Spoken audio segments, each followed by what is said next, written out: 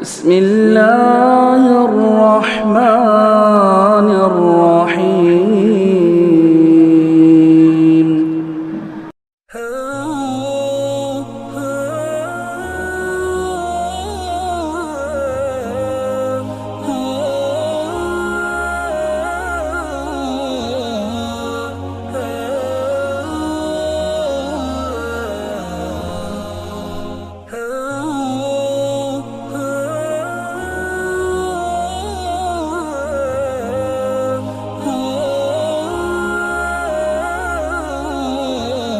السلام علیکم ورحمۃ اللہ وبرکاتہ.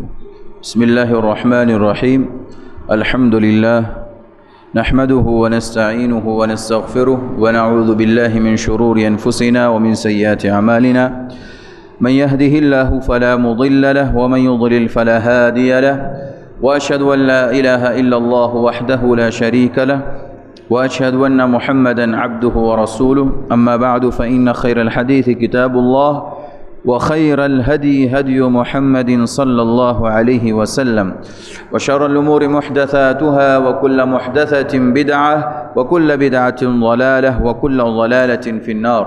أعوذ بالله السميع العليم من الشيطان الرجيم. بسم الله الرحمن الرحيم. لا تقم فيه أبدا. وقال النبي صلى الله عليه وسلم فإنه لا وفاء لنذر في معصية الله ولا فيما لا يملك ابن آدم. رواه أبو داود. رب اشرح لي صدري ويسر لي أمري واحلل عقدة من لساني يفقه قولي. اللهم رب زدني علما. آمين. سبحانك لا علم لنا إلا ما علمتنا إنك أنت العليم الحكيم. آج کے درس میں کتاب التوحید کا 11واں باب پیش کیا جا رہا ہے. اس باب کا عنوان ہے لا یذبح للہ لمکان یذبح فیہ لغیر اللہ. اس باب کا ترجمہ یہ ہے کہ اللہ کے لیے ذبح نہ کرنا، اللہ کے لیے ذبح نہ کرنا لمکان ایسی جگہ پر یذبح فیہ لغیر اللہ جس جگہ اللہ تعالیٰ کے علاوہ غیر اللہ کے نام پر ذبح کیا جاتا ہو. مطلب یہ ہے کہ اگر غیر اللہ کے نام پر کہیں ذبح ہو رہا ہو، وہ جگہ خاص کر دی گئی ہو غیر اللہ کے لیے ذبح کرنے کے لیے، قربانیاں پیش کرنے کے لیے، نظر پیش کرنے کے لیے، تو ایسی جگہوں پر اللہ کے لیے ذبح کرنا یہ جائز اور درست نہیں ہے، یہ بھی منع ہے. غیر اللہ کے لیے جہاں خاص کر دیا ہو اس جگہ پر اللہ کے لیے ذبیحہ پیش کرنا، وہاں جانور کو ذبح کرنا یہ جائز اور درست نہیں ہے. پچھلے باب میں کیا تھا کہ اللہ کے لیے صرف ذبیحہ پیش کرنا، غیر اللہ کے لیے ذبیحہ پیش کرنا جائز نہیں، یہ شرک ہے. اب یہ ہے کہ اللہ کے لیے جو ذبیحہ ہم پیش کر رہے ہیں اس میں یہ بھی دیکھنا ہے کہ کہاں ہم پیش کر رہے ہیں، کہاں جانور کو ذبح کر رہے ہیں. اگر وہ جانور ایسی جگہ پر ذبح ہو رہا ہے جہاں پہلے غیر اللہ کے نام پر ذبح ہوتا رہا ہے، وہ خاص جگہ تھی غیر اللہ کے لیے ذبح کرنے کے لیے، تو پھر ایسے مقتل میں، ایسے مذبح خانے میں ذبح نہیں کیا جائے گا، اور وہ وہاں پر غیر اللہ کے لیے بھی ذبح کرنا جائز و درست نہیں ہوگا. اس سلسلے میں شیخ محمد بن عبد الوہاب رحمہ اللہ نے اس مضمون کو واضح کرنے کے لیے، اس عنوان کو واضح کرنے کے لیے قرآن کریم کی ایک آیت پیش کی اور سنن ابی داؤد کی ایک حدیث پیش کی اور باب کو ختم کر دیا. قرآن کریم کی جو آیت ہے وہ یہ ہے، اللہ تعالیٰ کا فرمان ہے لا تقم فیہ ابدا. یہ سورہ توبہ کی آیت ہے جس کے اندر اللہ تبارک و تعالیٰ نے منافقوں کا خصوصی طور پر ذکر کیا. یہ سورہ توبہ کی آیت نمبر 108 ہے جس کے اندر اللہ تبارک و تعالیٰ نے کہا پیارے نبی صلی اللہ علیہ وسلم کو حکم دیتے ہوئے کہ لا تقم فیہ ابدا، آپ کبھی بھی وہاں پر نہ ٹھہریے. یہ 108 نمبر آیت کی ایک چھوٹا سا ٹکڑا صرف یہاں پر ذکر کیا ہے، پوری آیت ذکر نہیں کی۔ اس سے پہلی آیت جو ہے 107 نمبر، اس میں اللہ تبارک و تعالیٰ نے مسجد ضرار کا تذکرہ کیا۔ جانتے ہیں مسجد ضرار؟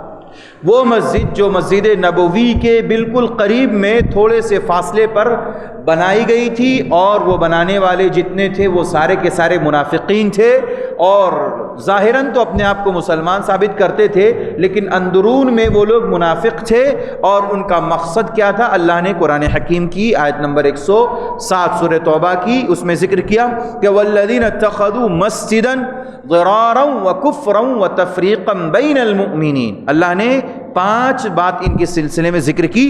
ایک تو یہ کہ ضراراً، نقصان پہنچانے کے لیے، تو یہ مسجد نقصان پہنچانے کے لیے، یعنی مسلمانوں کو تکلیف دینے کے لیے، مسلمانوں کو نقصان پہنچانے کے لیے بنائی گئی۔ دوسری چیز وَكُفْرًا، کفر کو پھیلانے کے لیے، کفر کو عام کرنے کے لیے، اللہ کی معصیت کو عام کرنے کے لیے بنائی گئی۔ نمبر 3 وَتَفْرِيقًا بَيْنَ الْمُؤْمِنِينَ، یہ مومنوں کے درمیان تفریق پیدا کرنے کے لیے، یعنی مسلمانوں کو دھوکہ دینے کے لیے کہ یہ بھی ایک مسجد اللہ کے لیے بنائی گئی ہے، حالانکہ وہ اللہ کے لیے نہیں بنائی گئی۔ وَإِرْصَادًا لِمَنْ حَارَبَ اللَّهَ وَرَسُولَهُ، اور اسی طرح سے اللہ اور رسول کی مخالفت کرنے کے لیے، اس کے گھات میں لگنے کے لیے، وہ یہ ایک طرح سے کمین گاہ بنائی گئی۔ یعنی یہ مسجد جو ہے 4 نقصان کے لیے بنائی گئی تھی۔ اس مسجد کو جب منافقین نے بنایا اور اللہ کے نبی صلی اللہ علیہ وسلم ایک بڑے غزوے کے لیے جانے والے تھے، تیاری ہو چکی تھی اور صحابہ کو بھی تیار کر لیا تھا کہ سب کو مل کر کے چلنا ہے، اور سارے کے سارے صحابہ چلنے کو تیار تھے، اور اسی طرح سے وہ گرمی کا شدید گرمی کا زمانہ تھا اور وسائل بہت کم تھے، پریشانیاں زیادہ تھی، فصلیں پک چکی تھی، اور بہت سارے مسائل تھے جس کی بنیاد پر بعض لوگوں کو جانے کے لیے تعامل ہو رہا تھا، ان کو تکلیف ہو رہی تھی۔ اس اسنا میں، اس درمیان میں منافقین نے یہ مسجد تعمیر کی، اور اللہ کے نبی صلی اللہ علیہ وسلم کو کہا کہ دیکھیں اللہ کے نبی صلی اللہ علیہ وسلم، ہم نے یہ مسجد فلاں جگہ پر بنا دی ہے، اب آپ جو ہے اس مسجد میں آ کر کے آپ نماز پڑھا دیجئے، وہاں سے افتتاح کا اور آغاز کا سلسلہ شروع۔ جیسے ہمارے یہاں مسجدیں بنتی ہیں تو ہم بعض علماء کو بلا کر کے اس میں باقاعدہ ہے مسجد کی فضیلت پہ، مساجد کی تعمیر کی فضیلت پہ بلاتے ہیں، پروگرام رکھتے ہیں افتتاحی پروگرام کے نام سے۔ تو ایسے ہی منافقین نے بھی یہ چیز وہاں پر ذکر کی، اللہ کے نبی نے ہاں بھری، کہا ٹھیک ہے، ہم ابھی غزوے پر جا رہے ہیں، غزوہ تبوک کے موقع پہ وہاں سے جب آئیں گے اور اس کے بعد ہم آپ کی مسجد میں آ کر کے نماز ادا کریں گے، اور پھر وہاں سے نماز کا سلسلہ شروع ہو جائے گا۔ لیکن جب اللہ کے نبی صلی اللہ علیہ وسلم واپسی میں مسجد مدینہ کے قریب پہنچے تو آپ صلی اللہ علیہ وسلم پر یہ آیت کریمہ نازل ہوئی، اور وہی کے ذریعے بتایا گیا کہ یہ جو مسجد ہے یہ اللہ کے لیے نہیں بنائی گئی ہے، بلکہ یہ غیر اللہ کے لیے بنائی گئی ہے، اور یہ سارے نقصانات کے لیے یہ مسجد بنائی۔ تو وہیں پر اللہ نے یہ آیت کریمہ اس کے معنی بات ذکر کی کہ لا تقم فیہ ابدا، آپ وہاں پر ہمیشہ ہمیش کے لیے کبھی بھی آپ وہاں پر کھڑے نہیں ہوں گے، آپ کبھی بھی وہاں نماز پڑھنے نہیں جائیں گے۔ اللہ کے نبی صلی اللہ علیہ وسلم بجائے اس کے کہ وہاں جا کر کے نماز ادا کرتے، آپ نے بعض صحابہ کو بھیجا کہ جاؤ اور اس مسجد کو جا کر کے گرا دو، ڈھا دو، اس کو ختم کر دو۔ یہیں سے مفسرین نے اور محدثین نے اور اہل علم نے اس مسئلے کو اخذ کیا، استدلال کیا کہ اگر کوئی مسجد جہاں سے مسلمانوں کے درمیان تفریق پیدا کی جا رہی ہو، مسلمانوں کو نقصان پہنچایا جا رہا ہو، خصوصاً کتاب و سنت کے ماننے والے کو، قرآن کو، احادیث کو، قال اللہ قال الرسول کی صدائیں جہاں سے بلند ہو رہی ہو اور اس قسم کے مسلمانوں کو تکلیف پہنچائی جا رہی ہو، ایسی مسجدوں کو ڈھانے کا حکم دیا ہے۔ مفسرین نے، محدثین نے، اہل علم نے اس آیت کی روشنی میں ایسی مساجد کو گرانے کا حکم دیا جس مسجد سے اللہ کا نام نہ لیا جاتا ہو یا اللہ کا نام لیا جا رہا ہو لیکن مومنین مسلمانوں کے درمیان تفریق پیدا کی جا رہی ہو، ان مسجدوں کو گرانے کا حکم دیا گیا ہے۔ تو اللہ تعالیٰ نے فرمایا لا تقم فیہ ابدا۔ شیخ محمد بن عبد الوہاب رحمہ اللہ اس آیت کو ذکر کرنے کے بعد یہ استدلال کرنا چاہتے ہیں کہ جہاں غیر اللہ کے لیے یا اللہ کو چھوڑ کر کسی اور چیز کے لیے کوئی بھی عبادت کی جا رہی ہو وہاں پر اللہ کی عبادت نہیں کی جائے گی۔ اور قربانی بھی ایک عبادت ہے، قربانی بھی ایک عبادت ہے۔ ذبیحہ ہم اللہ کے لیے پیش کر رہے ہیں، یہ بھی ایک ذبیحہ بھی اللہ کے لیے پیش کرنا، یہ بھی ایک عبادت ہے۔ تو جہاں نماز ہم نہیں پڑھ سکتے کہ کسی ایسی جگہ پر جو غیر اللہ کے لیے بنائی گئی ہو، تو پھر وہاں پر قربانی بھی جائز نہیں، وہاں پر قربانی بھی جائز نہیں، وہاں پر ذبیحہ پیش کرنا بھی جائز نہیں۔ اسی طرح وہاں پر نظر جس نے مانی ہو نظر پورا کرنا بھی جائز اور درست نہیں ہے۔ یہی آیت کریمہ پیش کر کے یہ استدلال مقصود ہے کہ اللہ کے لیے جو جس جگہ پر غیر اللہ کے لیے کوئی چیز کی جا رہی ہو وہاں پر اللہ کے لیے وہ کام کرنا جائز اور درست نہیں ہے۔ تو مقصود یہ ہے بتانے کا کہ اللہ کے لیے صرف اور صرف ایسی جگہوں پر ذبیحہ پیش کیا جائے گا، قربانی پیش کی جائے گی، نظر پیش کی جائے گی جہاں پر غیر اللہ کے لیے پیش نہ کیا جا رہا ہو، یا ان جگہوں پر جہاں پر غیر اللہ کے لیے پیش کیا جا رہا ہو وہاں پر اللہ کے لیے ذبیحہ پیش کرنا جائز اور درست نہیں ہے۔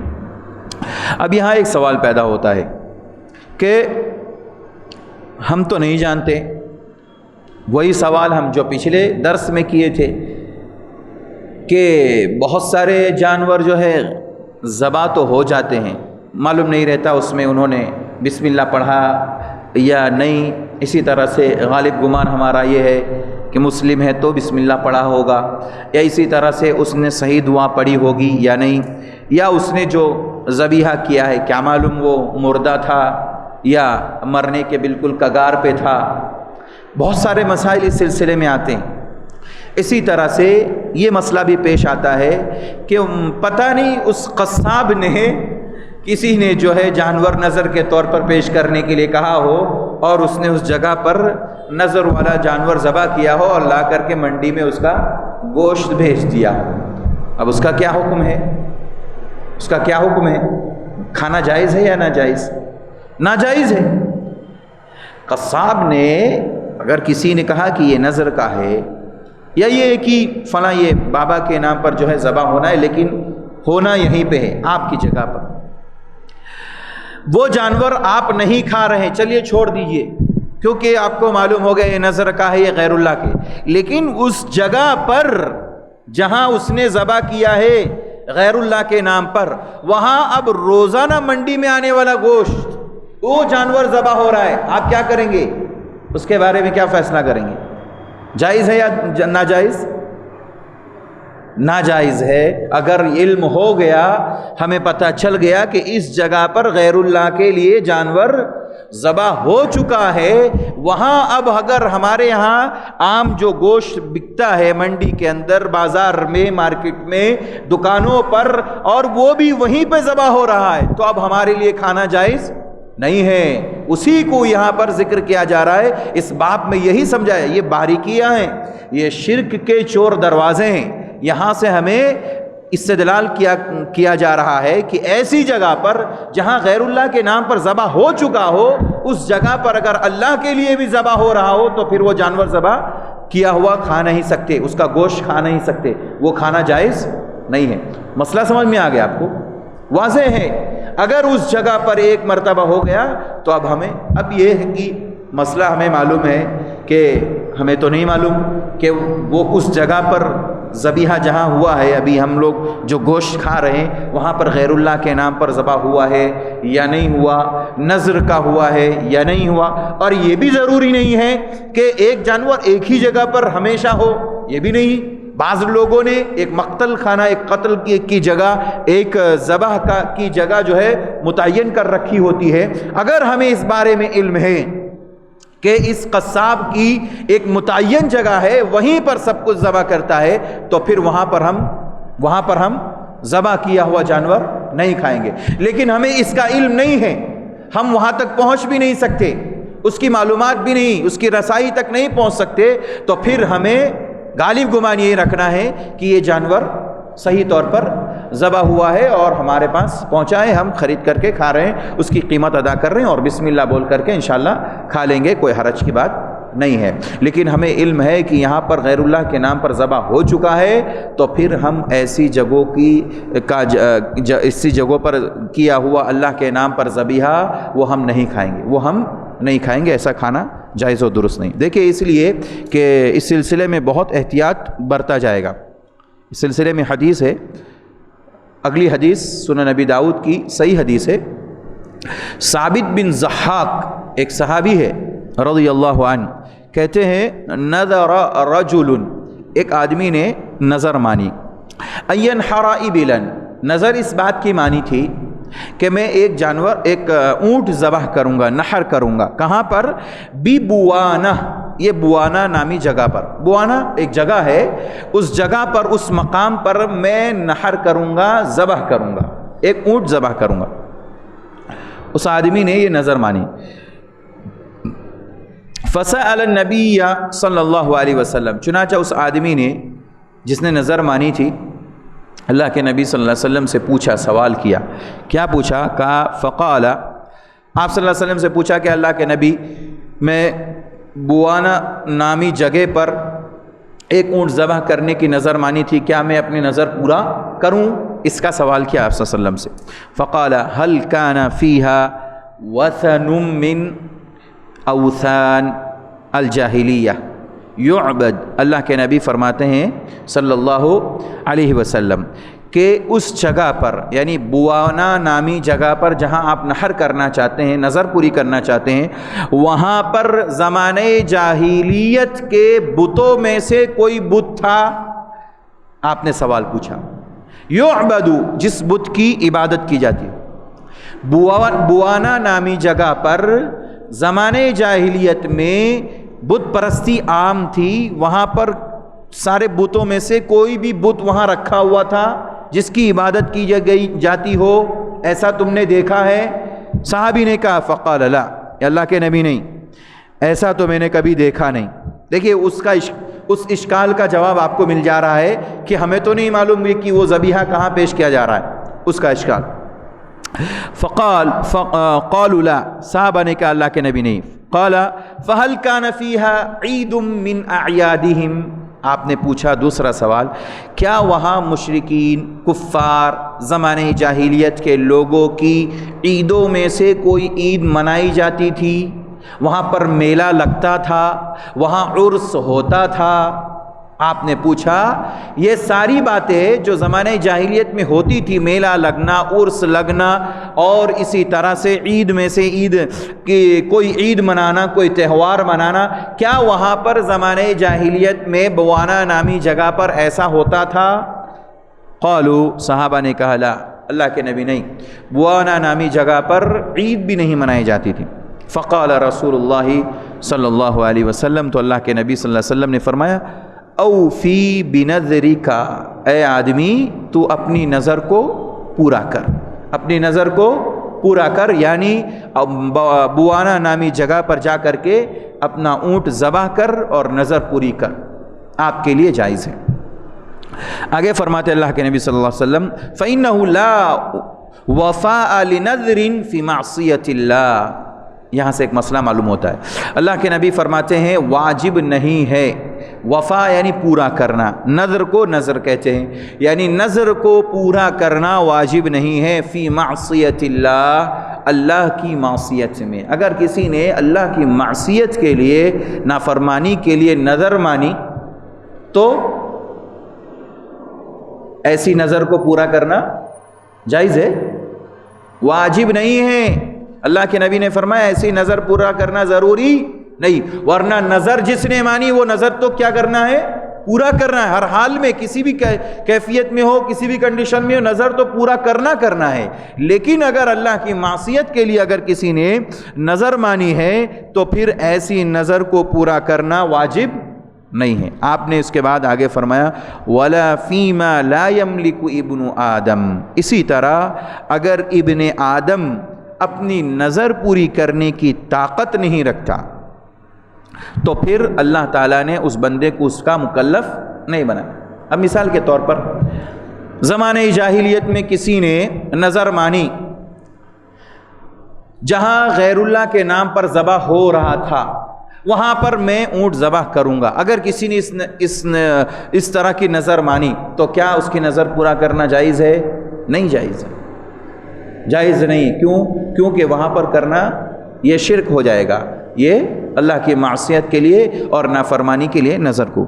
میرے بھائیوں، اس حدیث سے کئی ایک مسئلے ہمیں معلوم ہوئے۔ پہلا مسئلہ تو یہ معلوم ہوا کہ جہاں غیر اللہ کے نام پر ذبح ہو رہا وہاں پر اللہ کے لیے ذبح نہیں کریں گے۔ اسی طرح غیر اللہ، یعنی آج بہت سارے لوگ غیر مسلم، ہمارے بہت سارے غیر مسلم،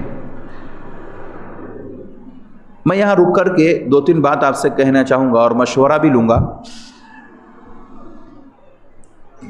جہاں غیر مسلم ہمارے بھائی عید مناتے ہیں، تہوار مناتے ہیں، اس گراؤنڈ کے اندر اگر ہم اپنی قربانی پیش کرے، اپنا ذبیحہ پیش کرے یا عید کی نماز پڑھے تو کیسا ہے؟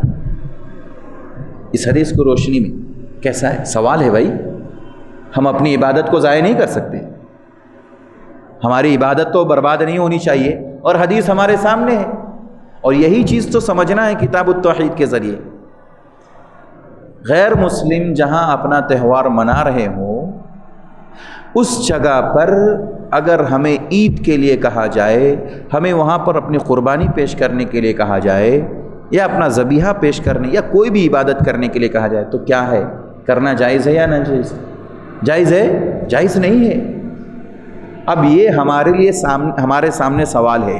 اب ہم اور آپ جو ہے، ہماری اور آپ کی ذمہ داری ہے، سب کی ذمہ داری ہے کہ وہ جگہ جہاں پر عید کی نماز ہو رہی ہو یا جہاں پر قربانیاں ہو رہی، جہاں ذبیحہ پیش کیا جا رہا، وہاں پر جہاں ہماری عبادت ہو رہی، وہاں کوئی غیروں کا تہوار تو نہیں ہو رہا ہے، وہاں کوئی بت تو نہیں رکھا جاتا ہے، یا وہاں پر غیر اللہ کے نام پر کوئی ذبح تو نہیں کیا جا رہا ہے۔ یہ سارے سوالات میرے اور آپ کے۔ اب ہماری ذمہ داری ہے ہم تحقیق کریں، ہمارے اپنے شہر میں، اپنے ملک میں، جس جگہ ہم رہتے ہیں، اپنے علاقے میں، وہاں کے علاقوں کے اندر دیکھیں، تحقیق کریں کہ کیا ایک چیز 2 چیزوں کے لیے استعمال تو نہیں ہو رہی، یعنی وہ غیروں کے لیے بھی استعمال ہو رہی ہے اور وہی چیز مسلمانوں کے لیے بھی دی جا رہی۔ اگر وہاں پر غیروں کی عیدیں منائی جا رہی ہے، غیروں کا تہوار منایا جا رہا ہے، تو پھر ہماری عیدیں وہاں پر نہیں ہوگی،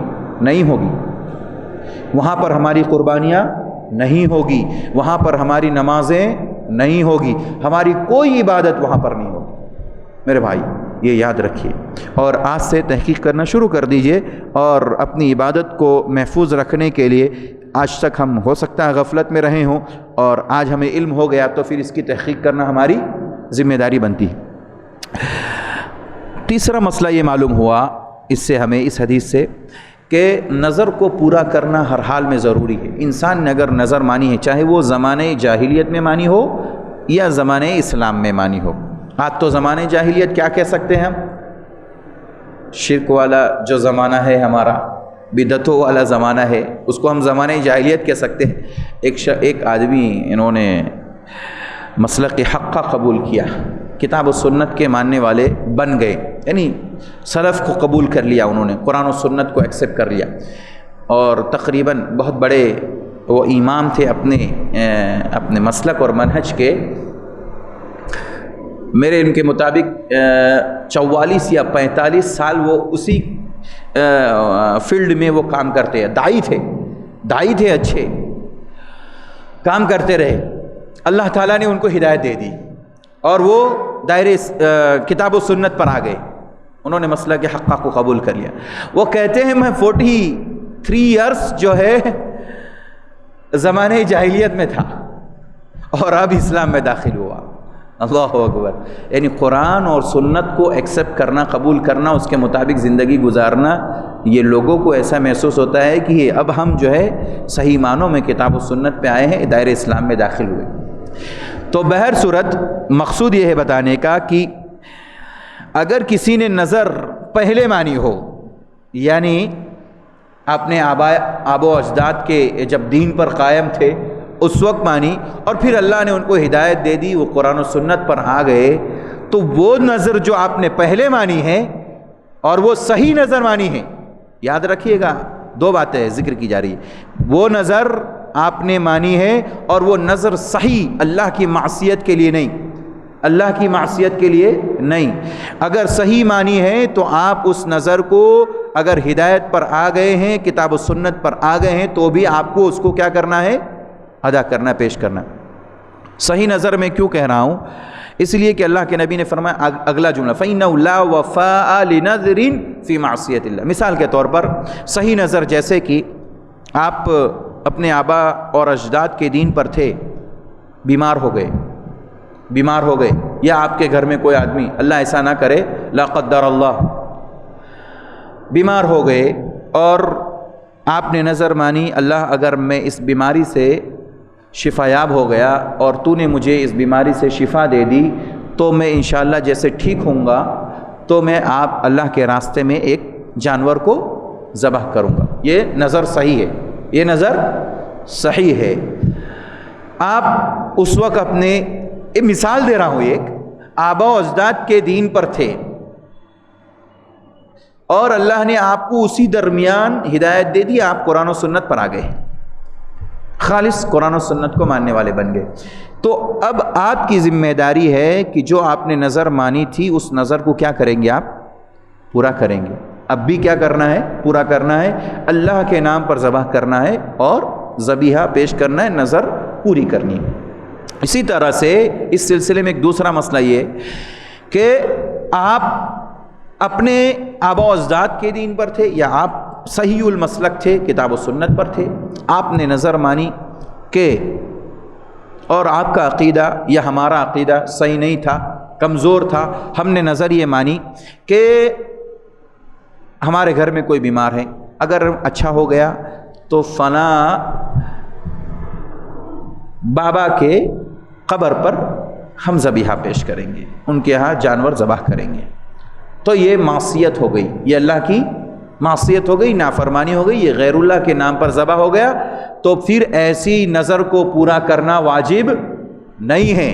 ایسی ہدایت ملنے کے بعد بھی اور آپ سمجھدار ہیں، سب کچھ صحیح ہے، اس کے باوجود بھی اگر غیر اللہ کے نام پر یا اللہ کی معصیت اور نافرمانی کے نام پر وہ نظر پوری کرنے کی بات آ رہی ہے تو ہم نظر پوری نہیں کر سکتے، نظر پوری نہیں کریں گے، سوائے اللہ کے لیے، اور اللہ کے لیے جو نظر مانی گئی اسی نظر کو ہم پورا کریں گے، اس کے علاوہ کوئی نظر کو پورا کرنا ضروری نہیں ہے۔ حدیث کا جو آخری جملہ ہے کہ اللہ کے نبی فرماتے ہیں صلی اللہ علیہ وسلم وَلَا فِيمَا لَا يَمْلِكُ ابْنُ آدم، اور نظر اس میں بھی نہیں ہے جس میں ابن آدم جس میں ملکیت نہیں رکھتا۔ ملکیت مطلب اختیار، جس چیز کا ابن آدم انسان اختیار نہیں رکھتا اس چیز کی اگر اس نے نظر مانی ہے تو پھر وہ نظر بھی پوری کرنا واجب نہیں۔ مثال کے طور پر ہم نے ایک نظر مانا، اب ہم ہندوستان میں رہتے ہیں، ہندوستان کے اندر رہتے ہیں، یہاں انڈیا میں رہتے ہوئے ہم نے نظر مانی کہ یہاں سے ایک جانور ہم لے جائیں گے اور مکہ مکرمہ میں، مینا میں یا دیگر جگہ پر جہاں پر ذبح ہوتا ہے وہاں جا کر کے ہم کیا کریں گے؟ جانور کو ذبح کریں گے۔ یہ آپ کے اختیار میں ہے ہی نہیں، ہم کر ہی نہیں سکتے، کر سکتے؟ یہ غیر اختیاری چیز ہے، یہ غیر اختیاری چیز ہے۔ تو جو انسان کے اختیار میں نہیں ہے ایسی نظر پورا کرنا واجب نہیں ہے۔ اللہ کے نبی نے منع کر دیا، جس نظر کا انسان کو اختیار نہیں ہے، اس کی ملکیت میں نہیں ہے، اس نظر کو پورا کرنا بھی واجب نہیں ہے۔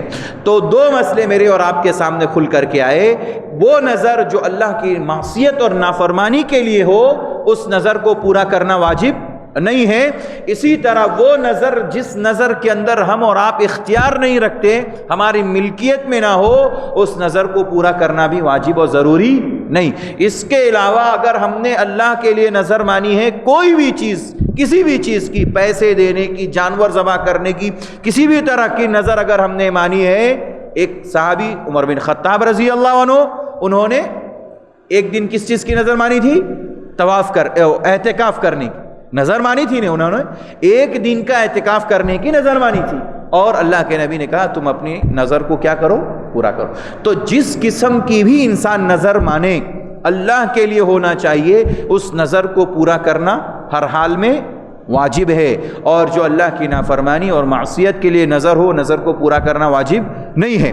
اسی طرح جو اختیار میں نہ ہو، اس نظر کو پورا کرنا بھی واجب نہیں۔ اسی طرح سے اس بات سے جو ہمیں خلاصے کے طور پر جو بات واضح ہوئی وہ یہ ہے کہ اللہ کے لیے جہاں ذبیحہ پیش کیا جا رہا ہو اسی جگہ پر صرف اللہ کے لیے ذبح کیا جائے گا، جہاں غیر اللہ کے لیے خاص کی گئی جگہ ہو وہاں پر اللہ کے نام پر بھی ذبح جائز نہیں ہے۔ یہاں ایک مسئلہ اور بھی سمجھ لیجئے کہ جہاں غیر اللہ کے نام پر ذبح کیا جا رہا تھا اور ہمیں معلوم نہیں ہے مثال کے طور پر، اور ہم نے وہاں پر ذبح کر دیا کس کے نام پہ؟ اللہ کے، یعنی بسم اللہ اللہ اکبر، اب وہ جانور حلال ہوگا یا نہ غیر حلال؟ حلال ہوگا یا نہیں؟ حلال ہوگا یا نہیں حلال ہوگا؟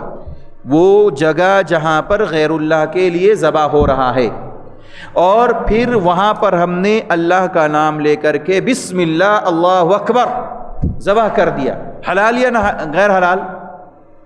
وہ جانور حلال ہوگا یا حرام؟ جی حرام ہوگا۔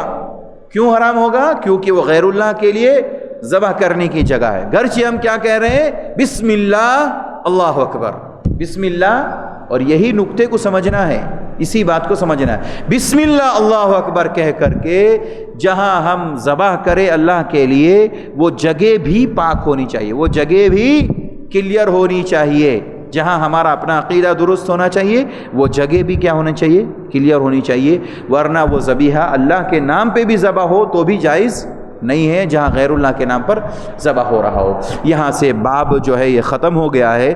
انشاءاللہ تعالی اگلا باب ہے کہ غیر اللہ کے لیے نظر یہ شرک ہے، انشاءاللہ آئندہ درس میں ہم سنیں گے۔ اللہ تعالیٰ سے دعا ہے اللہ تعالیٰ ہم سب کو کتاب و سنت کے مطابق زندگی گزارنے کی توفیق عطا فرمائے، اور جو کچھ بھی ہم نے علم حاصل کیا اس پر عمل کرنے کی توفیق عطا فرمائے، جب تک اس دنیا میں زندہ رکھے ایمان پر زندہ رکھے، اور جب خاتمہ ہو خاتمہ بالخیر نصیب فرمائے، آمین۔ وآخر دعوانا ان الحمد للہ رب العالمین۔ السلام علیکم ورحمۃ اللہ وبرکاتہ۔